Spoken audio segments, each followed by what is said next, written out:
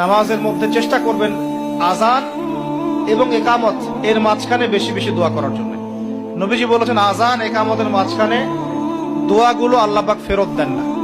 আযান ইকামতের মাঝখানে যে কোনো দোয়া করবেন ইনশাআল্লাহ আল্লাহ পাক কবুল করবেন, যদি আপনার রিজিকটা হালাল হয়। আল্লাহ পাক তৌফিক দান করুন, আমিন। সুবহানাকাল্লাহুম্মা রাব্বানা ওয়া বিহামদিকা আল্লাহুম্মা ইগফিরলি। এর অর্থ হচ্ছে, হে আমার রব, আপনার পবিত্রতা ঘোষণা করছি, আপনার প্রশংসা আমরা করছি, আল্লাহ আপনি আমাকে ক্ষমা করে দেন, আল্লাহুম্মা ইগফিরলি। যে দুনিয়া নিয়ে আমরা ব্যস্ত হয়ে আছি না, বাড়ি গাড়ি স্ট্যাটাস প্রতিপত্তি ক্ষমতার দাপট, আল্লাহর কাছে এর মূল্য একটা পাখির একটা মাছির দানার সমান নয়। এখন দুনিয়ার তো কোনো মূল্য নেই আল্লাহর কাছে, দুনিয়ার যাররা পরিমাণ মূল্য আল্লাহর কাছে নাই। একটা হাদিস এসেছে, দুনিয়ার মূল্য যদি আল্লাহর কাছে একটা মাছির দানার পরিমাণও হতো, আল্লাহ পাক কোনো কাফের মুশরিককে এক ঢোক পানি খেতে দিতেন না। একটা হাদিস এসেছে যে ইনশাআল্লাহ যখন কেউ বলে কোনো কাজ করার আগে, তার ওই কাজটা সুসম্পন্ন করার দায়িত্ব আল্লাহ পাক নিজে নিয়ে নেন।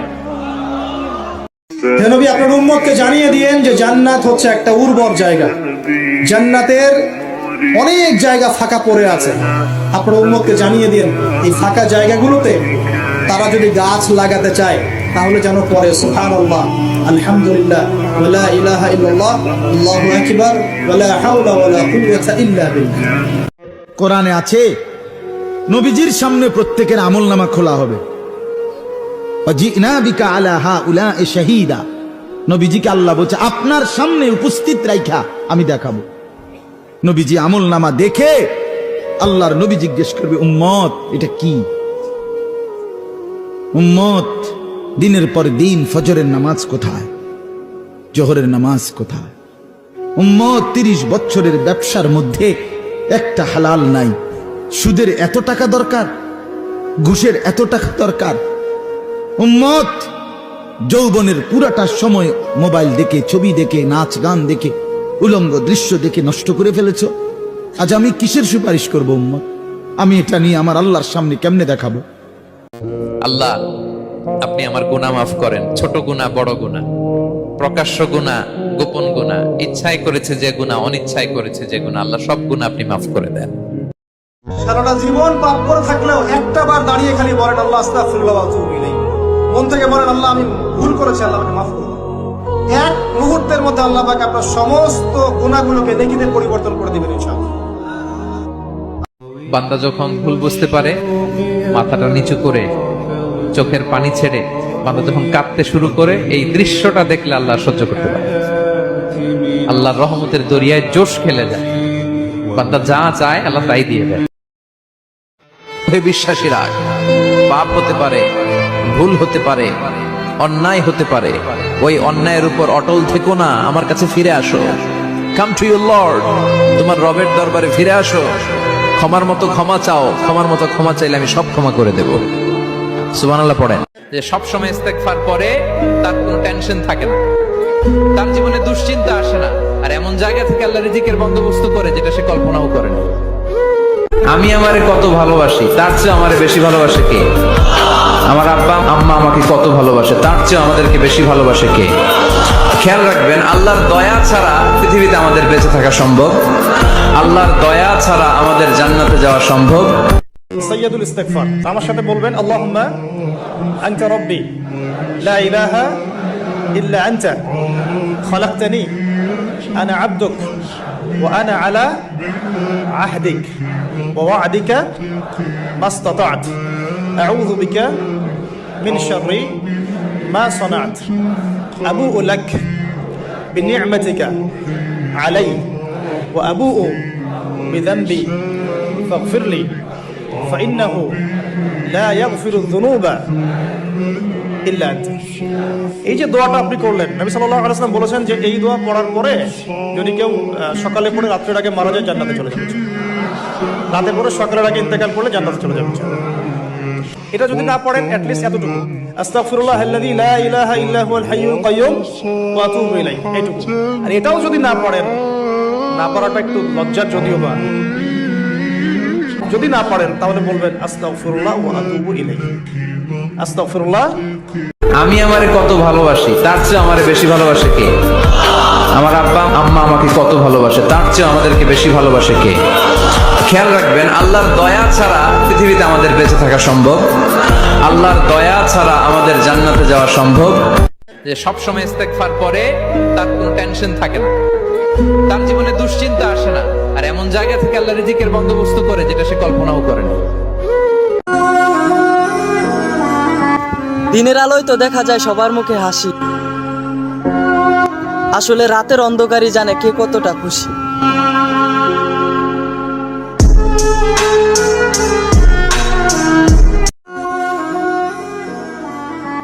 দিনের আলোয় তো দেখা যায় সবার মুখে হাসি, আসলে রাতের অন্ধকারই জানে কে কতটা খুশি।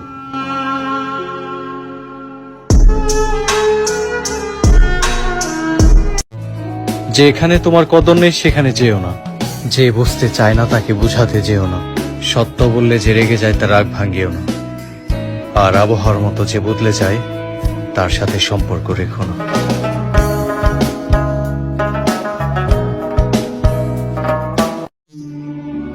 তর্কের চেয়ে নীরবতা ভালো, প্রতিশোধ নেওয়ার চেয়ে রাস্তা পরিবর্তন করা ভালো, স্বার্থপর মানুষের সাথে চলার চেয়ে একা চলা অনেক ভালো। السلام عليك يا رسول الله السلام عليك يا حبيبي يا نبي الله يا رسول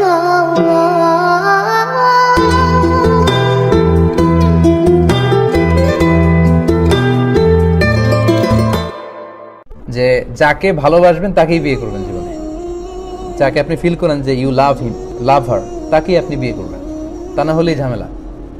ভালোবাসাটা ফিল না করলে বিয়ে করা যাবে না। ঘটনা এখানে শেষও নেই, আসল ঘটনা সামনে। যদি তোমরা কেউ কাউকে প্রপোজ করো, তখন যদি ওই মেয়ের কিছু অংশ, তার চেহারা, তার শরীর, তার দেহ সব মিলে তাকে দেখে এমন কিছু দেখে নেওয়া যায় যেটা তোমাকে তাকে বিয়ে করার প্রতি উদ্বুদ্ধ করবে, সেজন্য এটা করে। এই হাদিস শুনে জাদা আবু দাউদ উনি অতিরিক্ত বর্ণনা করেন যে কলা জাবের বলল ফা খতাবতু জারিয়াতান, এরপর একটা মেয়েকে আমি প্রপোজ করলাম, ফা কুনতু আতাখাব্বাউ লাহা, এরপর প্রপোজ করার পর থেকে আমি তার জন্য লুকিয়ে লুকিয়ে তার দেখতাম। আল্লাহ রাসূলের সাহাবী। হাত্তা রাআইতু মিনহা, এরপর আমি তার এমন কিছু দেখে নিলাম, মা দাআনি ইলা নিকাহিহা, যেটা তাকে বিয়ে করার জন্য আমাকে পাগল পারা করে দিল। মানে আমাকে মন চাচ্ছে আমি তাকেই বিয়ে করি। ফাতাযাওয়াজতুহা, অতঃপর আমি তাকেই বিয়ে করলাম। তাহলে অনেক সময় এমন লাজুকতা কাজ করে অনেক ছেলের, মেয়ে আসছে তার দিকে তাকাইতেই পারতেছে না, সে এরকম হয়ে আসছে, লাল হয়ে গেছে, হতে পারে, এটা ভেরি সিম্পল। তখন আপনি লুকিয়ে তাকে দেখতে পারেন, মানে শালীন ওয়েতে আর কি। লেটস সে সে পাশে বসে খাচ্ছে, আপনি দেখলেন তাকে, সে কলেজে যাচ্ছে, একটু দেখে নিলেন।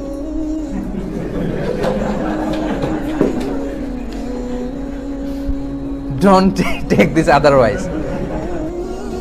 যদিও কথাটা শোনা যাচ্ছে কেমন যে কি কলেজে গেলে কি টিজ করতে যাবো নাকি তাকে, না, টিজিং করার জন্য তো না, সেটা হচ্ছে আপনি তাকে বিয়ে করবেন, এজন্য তাকে দেখে নেয়া, সে যাচ্ছে, হাঁটতেছে, কথা বলতেছে, হ্যাঁ, তার কথা বলা, তার চাল চলনটা আপনি দেখে নেবেন, এমন কিছু দেখে নেবেন যাতে করে তার প্রতি আপনার ফিলিংস তৈরি হয় এবং ভালোবাসতে উদ্বুদ্ধ হন এবং বিয়ে করতে আপনি ডিসাইড করতে পারেন।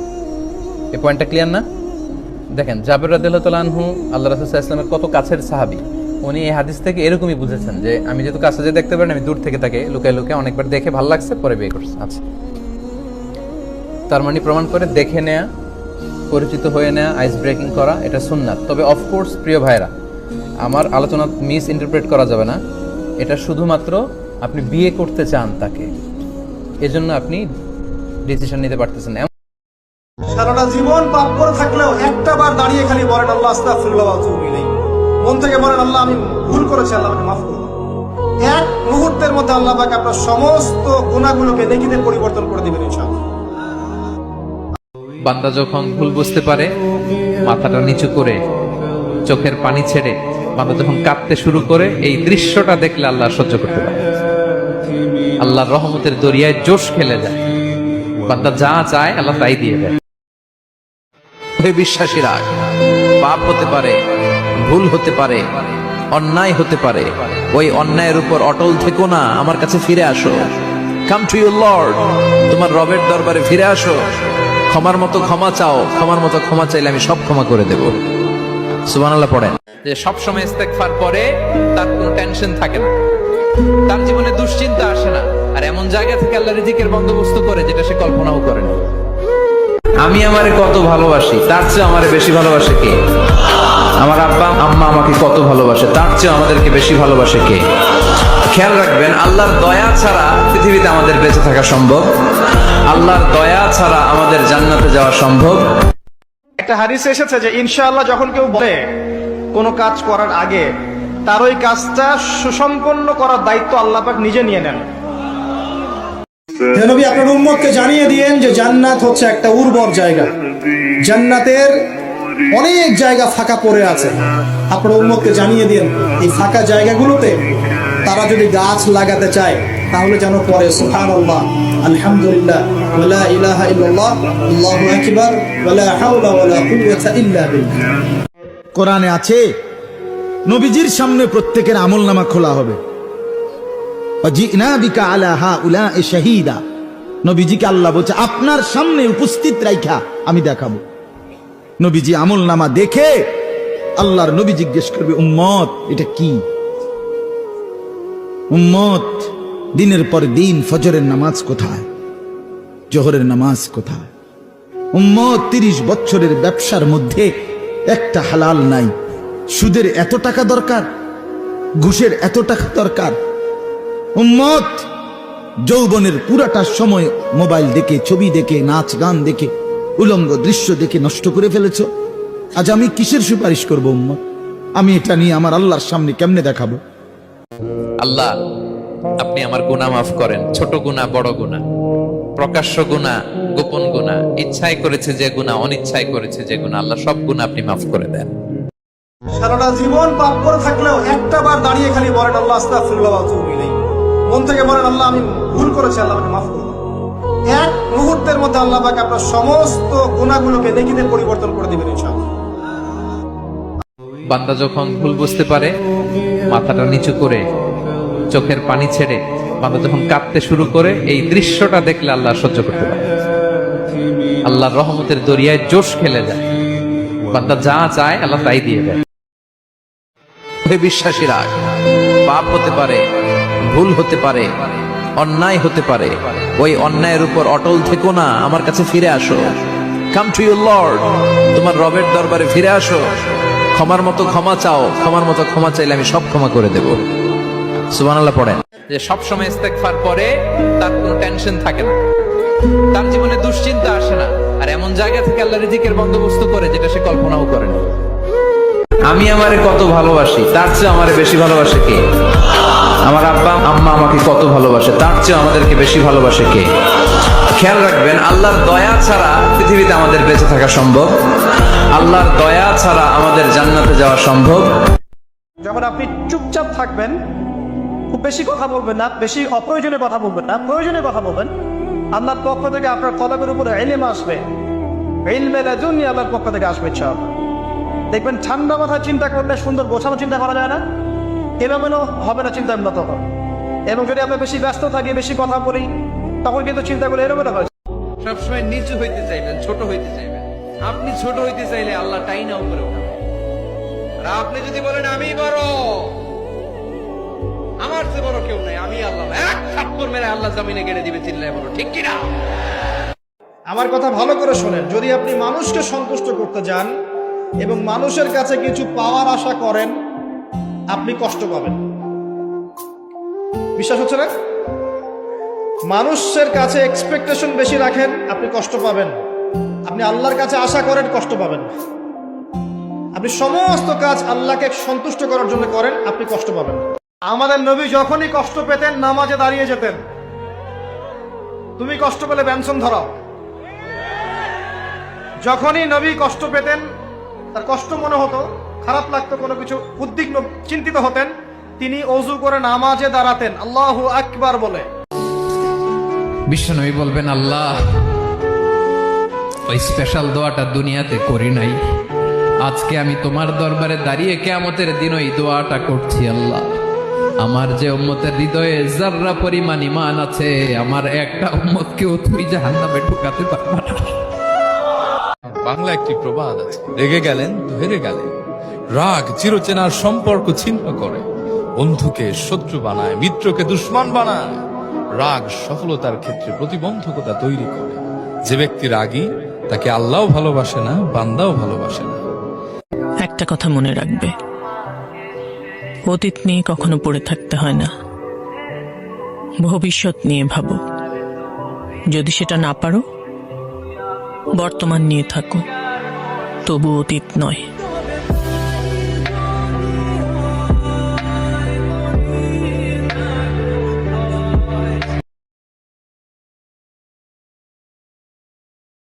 মানুষ কি দেখে না যে তাকে আমি সৃষ্টি করেছি এক ফোঁটা নাপাক পানি থেকে, just from a single drop of water. একটা শুক্র কীট থেকে আমি তাকে তৈরি করেছি, ফাইদা হুয়া খাসিমুম মুবিন। আর এখন পূর্ণ বয়স পেয়ে সে সুস্পষ্ট ঝগড়ায় লিপ্ত হয়েছে। কারণ আসিফ ইবনে ওয়াইল একটা কঙ্কালের হাড্ডি এনে এটাকে চূর্ণ করে রাসূলকে বলতে যাচ্ছেন, এটা জীবিত হবে মুহাম্মদ, এই কথা তুমি আমাদেরকে শোনাতে চাচ্ছ? মানে তার দাপটে তার গলা এত উঁচু হয়েছে বিষ্ণু ইসলামের সামনে। আল্লাহ বললেন যে, হে আস ইবনে ওয়াইল, তুমি কি খেয়াল করো না যে তোমাকে আমি কোত্থেকে বানিয়েছি? একটা শুক্র কীট ছিলা, হ্যাঁ, একটা স্পার্ম ড্রপ, যেখানে 2 কোটি প্রাণের কণা ছিল। এর মধ্যে একটা কণা থেকে আমি দয়া করে মায়া করে অস্তিত্বহীনতা থেকে তোমাকে অস্তিত্ব এনেছি। তোমার তো অস্তিত্বই ছিল না, এই পৃথিবীতে আসার আগে অস্তিত্বই তো তোমার ছিল না। আল্লাহ বললেন, দরাবালানা মাসালান, তার এত বড় স্পর্ধা, সে আমাকে উদ্দেশ্য করে উপমা দেয়। সে এসে বলে, এই হাড্ডি তোমার আল্লাহ জীবিত করবে? মেহমান আপনার রিজিকে ভাগ বসাতে আসে না, সে তো তার রিজিক নিয়ে আসে। সে আরো এসে আপনার রিজিকে বরকত ঢুকিয়ে দিয়ে যায়। চিল্লা এখন ঠিক কিনা? কারণ আমরা বরকতে বিশ্বাসী। বরকত বিশ্বাস করেন? 5 লাখ টাকা মাসে কামাই, ডাইন হাতে বা হাতে, আছে না নাই? হালাল হারাম ইচ্ছা মতো কামাই, মাস শেষে কিচ্ছু থাকে না, এরকম ডাকাইত আছে না নাই? হসপিটালের একটা বিল পরিশোধ করতে 3 লাখ চলে যায়, ঋণের বোঝায় জর্জরিত, রাতে ঘুম নাই, তার মানে বরকত নাই। আরেকজনের বেতন 20,000, কয় হাজার? বাড়ি ভাড়া 6,000, বাজার খরচ 6,000, ছেলে মেয়ের স্কুলের বেতন 6,000, বেড়ায় দান করে আরো 1,000, আরো থাকে। সুবহানাল্লাহ পড়েন।